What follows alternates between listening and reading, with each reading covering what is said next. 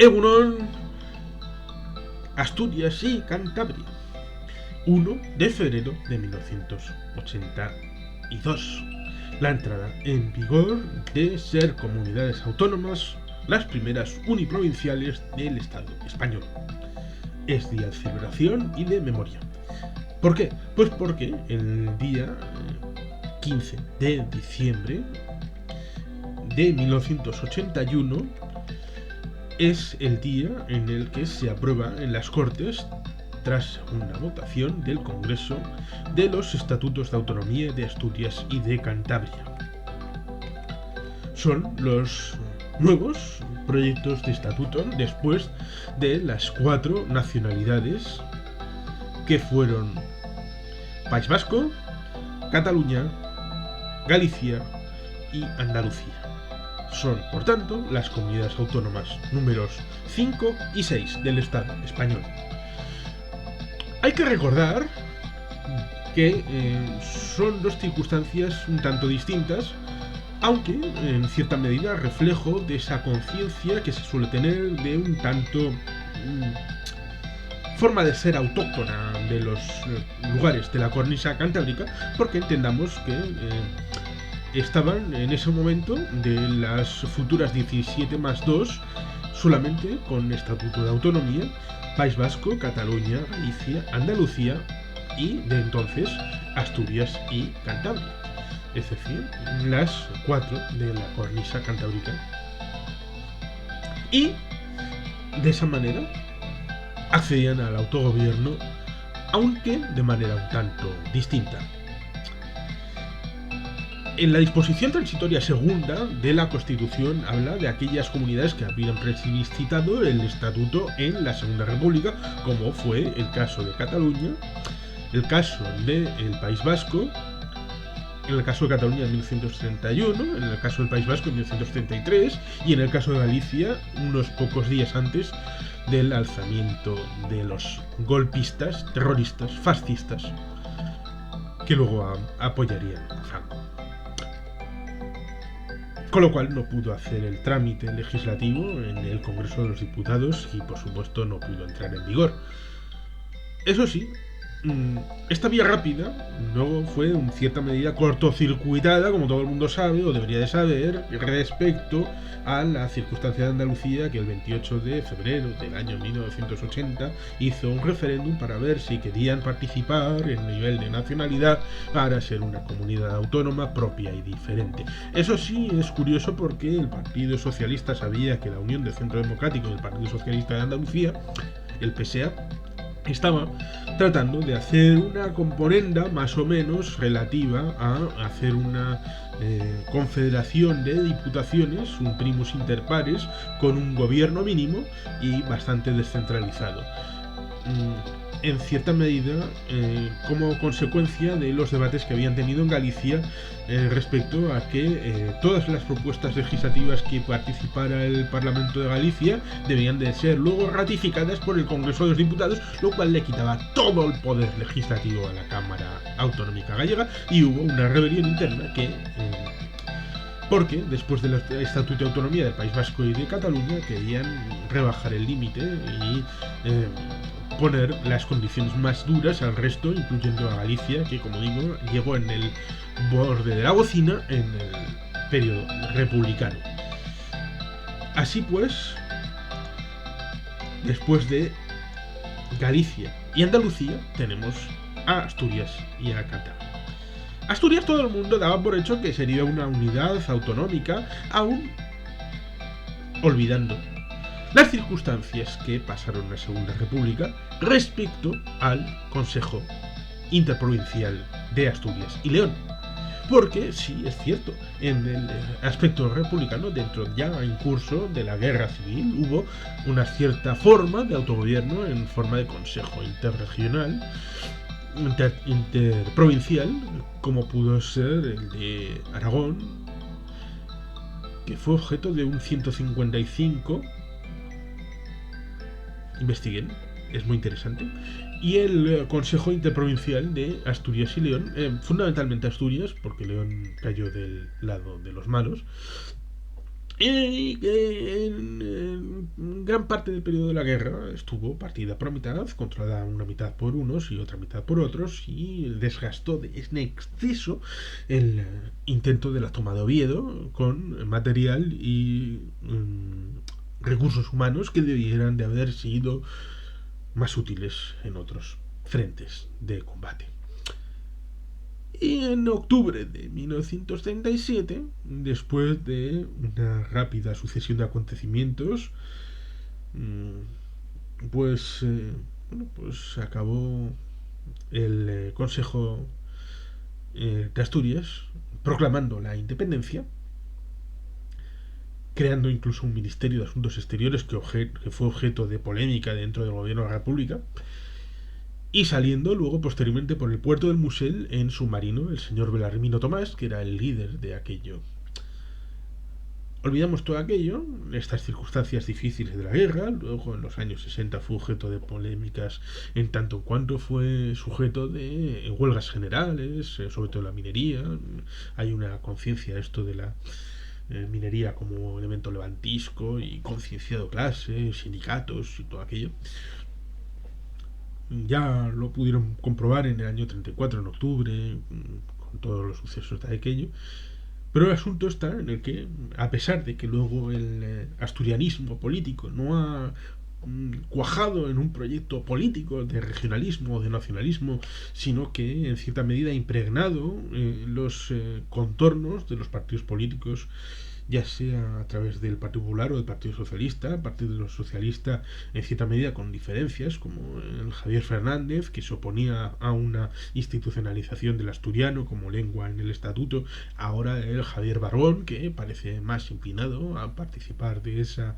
corriente de incorporación del asturiano, de defensa, no solamente con una ley aprobada por la Junta General Asturiana, el Parlamento Asturiano, sino también con su incorporación en el máximo organismo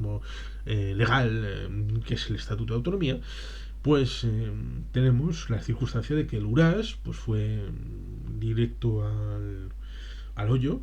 En el año 92 hubo la catástrofe del Petromocho, porque pues en aquellas circunstancias hubo con intermediario, creo que en Javier de la Rosa,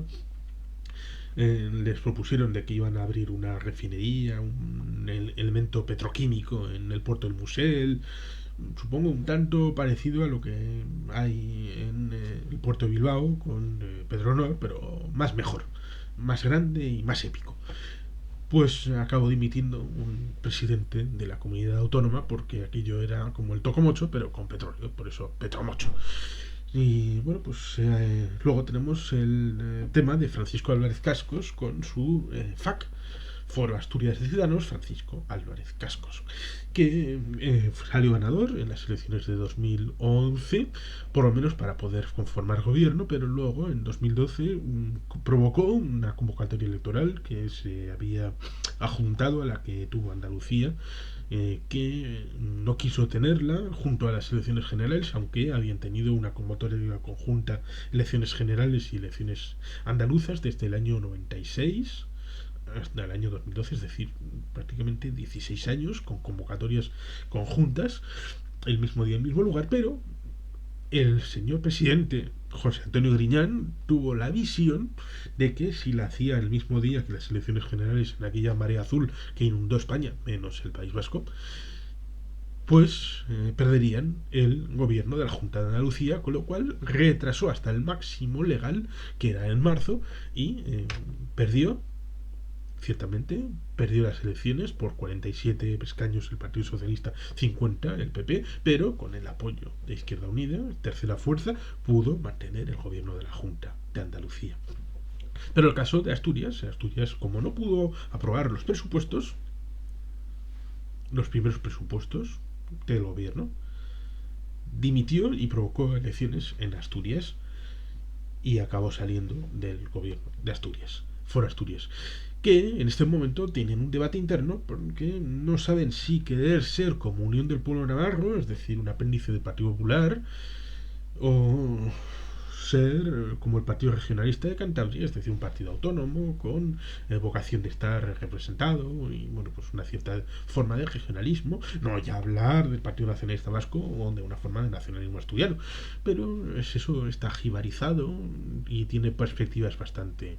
malas. A pesar de eso, como digo, en cierta manera el asturianismo pues está impregnado en los partidos mayoritarios, aunque no en cierta medida, como pasa en la vecina Cantabria, que tienen el Partido Regionalista de Cantabria, que es hegemónico políticamente hablando en la actualidad. Cantabria sí estuvo en discusión su realidad como comunidad autónoma diferenciada, a diferencia de Asturias. Porque desde la invención de Javier de Burgos de la diferencia entre provincias y dotándolas de una diputación provincial propia de 1833, por ejemplo, en ese año, Peñamellera y Ribadedeva, dos localidades en principio cántabras, estuvieron adscritas a Asturias. Y prácticamente durante un siglo estuvieron reivindicando su cantabricidad para pasar a ser parte de la institución de Cantabria de entonces, que era la provincia de Santander. Y yo diría que la cosa ya se ha apaciguado, aunque bueno, los rescoldos nunca se acaban de disipar del todo. El asunto está en el que ya in hilo tempore, como se suele decir, estuvo el pleito de los Nueve Valles, la Asturia de Santillana y todo aquello en la Casa de Juntas de Puente San Miguel. Es decir, tiene una práctica e historia de autogobierno, en cierta medida propia, aunque demasiado en la historiografía oficial vinculada a Asturias, aunque en cierta medida también tuvieron una, en cierta medida ocultada, relación con la parte más oriental para ellos, que es la zona de Vizcaya, Navarra, en la historia en general del señor de Vizcaya, incluso en el siglo XIX, bien entrado el siglo XIX, localidades del entorno de Colindres querían participar de la realidad histórica del señor de Vizcaya. Con lo cual podemos ver, claro, el municipio de al lado, Laredo, tenía el bastón de Laredo y en a finales del siglo XVIII, para participar Santander de aquel proyecto autonómico, exigió, uno, que participara el bastón de Laredo y dos, que en vez de llamarse provincia de Cantabria se llamara provincia de Santander. Todo aquello redundó en una circunstancia que luego fue utilizada como ariete contra la foralidad vasca en el siglo XIX, es decir, que fueron manipulados en cierta medida o utilizados como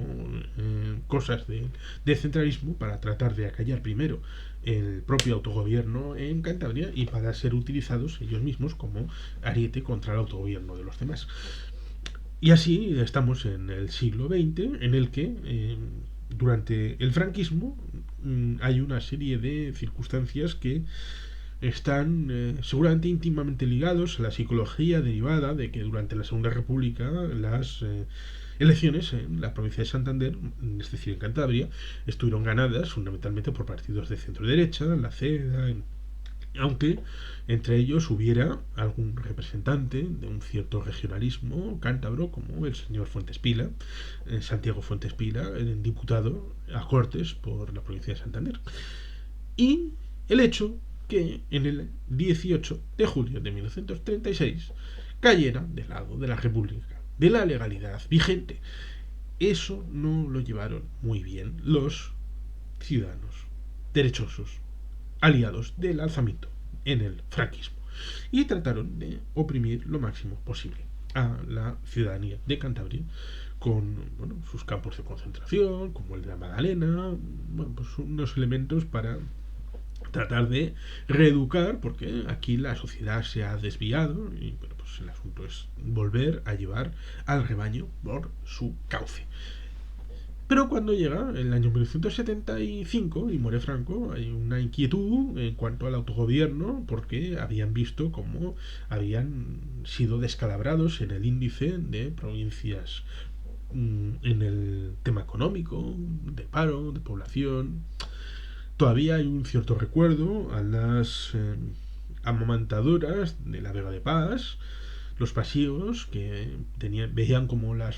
como sus mujeres en cierta medida iban a la capital como dadoras de leche,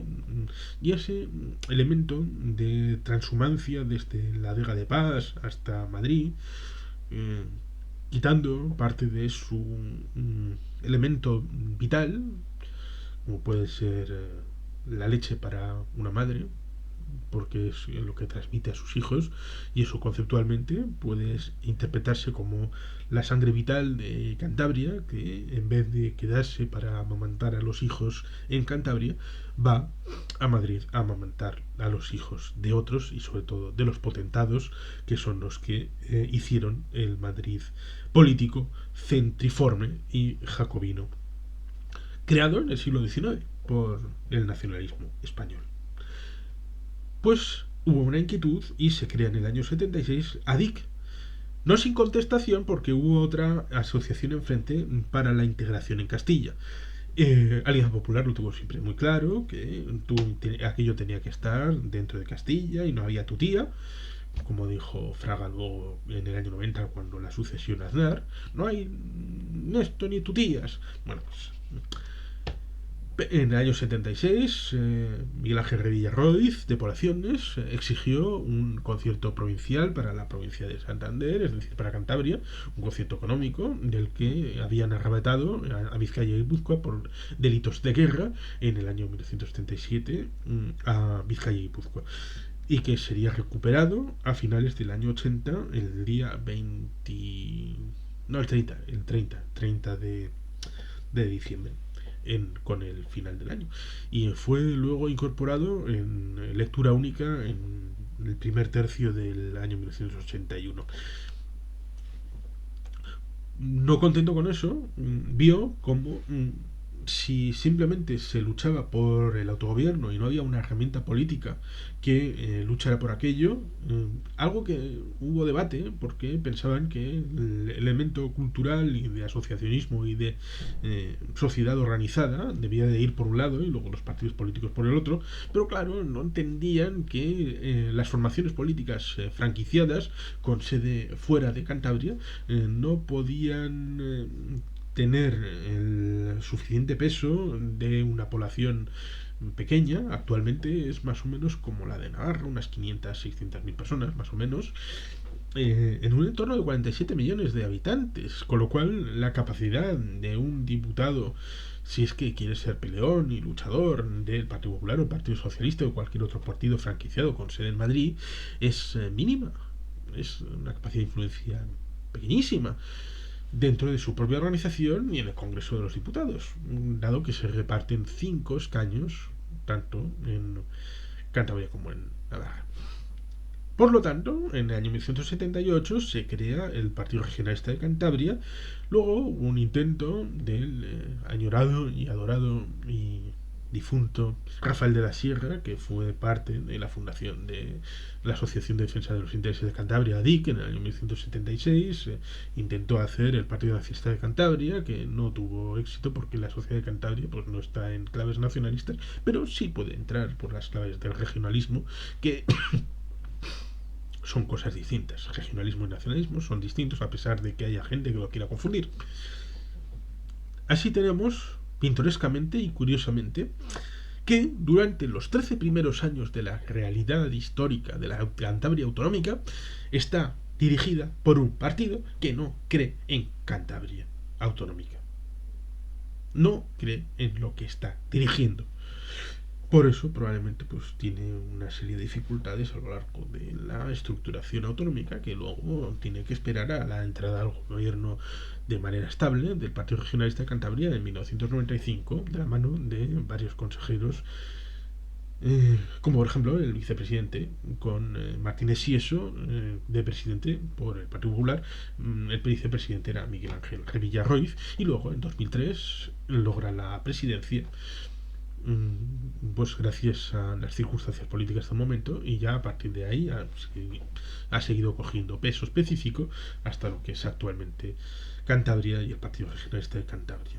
Su estatuto ha sido modificado varias veces, la más profunda en 1998-99, que se cambia la asamblea provincial por parlamento regional, y bueno, pues Cantabria hoy en cierta medida está asentada el hecho autonómico. Pero como digo, en aquel momento, tanto con respecto a Cantabria como también a La Rioja,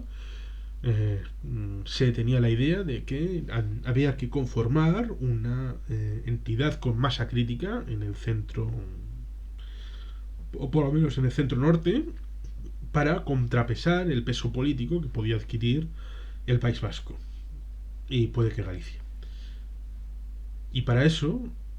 después del fracaso con La Rioja y con Cantabria, el señor Martín Villa, presuntamente leonés, eh, hizo que la región leonesa, que había sido región no ya en la distribución, por ejemplo, en la conceptualización de la Segunda República, el Tribunal de Garantías Constitucionales se elegían los miembros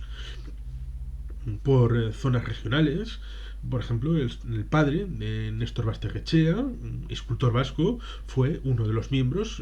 desde la región vasca al tribunal aquel, y se ve claro en mapas del momento, incluso en este mapa relativo a la elección de miembros del Tribunal de Garantías Constitucionales, que región leonesa tenía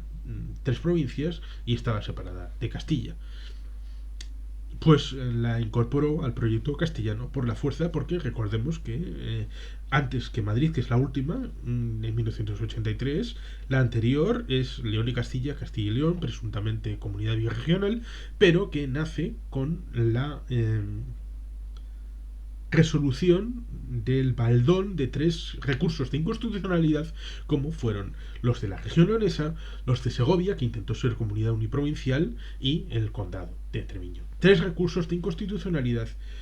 antes de poder nacer aquella comunidad. Asturias es una comunidad autónoma y Cantabria es una comunidad autónoma, aunque los accesos a ser comunidad han sido bastante distintos y la evolución posterior ha sido bastante diferente. Y aún así hay que recordar y homenajear a asturianos y cántabros en este día en el que vieron nacer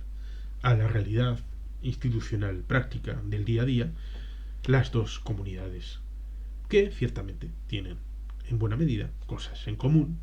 y cosas que celebrar en un día como hoy, 1 de febrero de 2021. 19 años de comunidad autónoma. 19.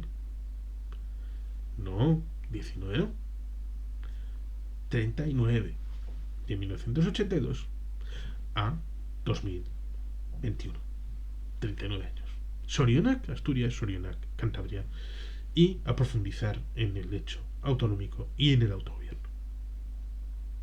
Eskerrik asko, agur bat, beti jelpean.